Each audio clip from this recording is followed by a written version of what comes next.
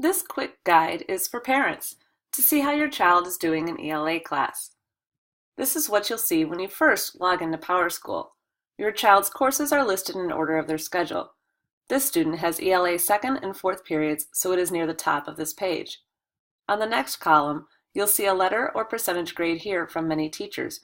You will not see this for our ELA class until the end of the marking period. In order to gauge your child's progress, you'll need to dive a bit deeper. I suggest you do this for all of your students' classes. Do so by clicking the tiny I here. What you'll see next is a list of assignments and assessments. Let me zoom in for a second. Here you can see that these assignments or assessments are in order, from most recent to oldest. This is a benefit of this program.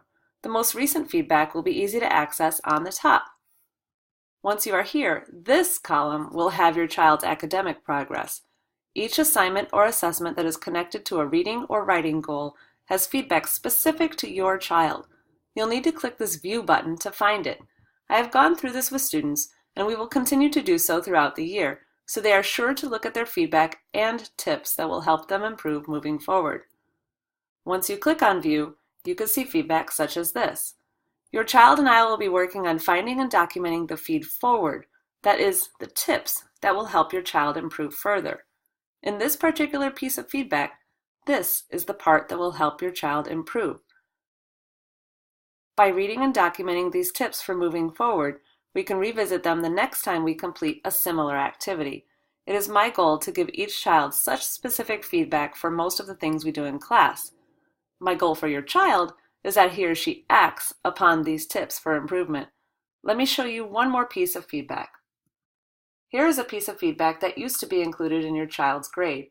This was from our Article of the Week comprehension check, what we used to call quizzes. For each Article of the Week, we will be asking questions that are located right in the text. These are called literal questions. We will also be asking questions that will require students to use clues from the text to figure out. These are called inferential questions. By separating them here, you can see exactly where your child is struggling. You'll also see that there is another specific tip for your child in this piece of feedback.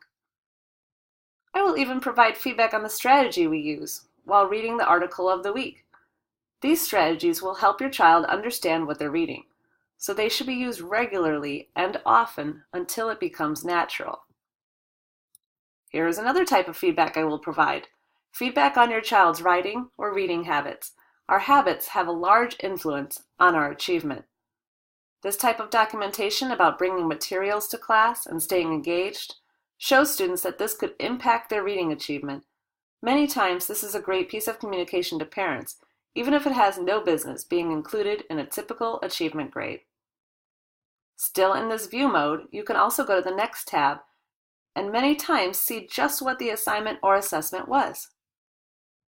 Once again, once you are in ELA class by clicking on that tiny I, this column will have your child's academic progress. You'll need to click this View button to find it. I have gone through this with students, and we will continue to do so throughout the year, so they are sure to look at their feedback and tips that will help them improve moving forward. Questions or concerns? Let's keep the conversations going. Also, be sure to check out the resource I've curated about how feedback only is more valuable than marks and grades. Thanks so very much for watching and being invested in your child's learning.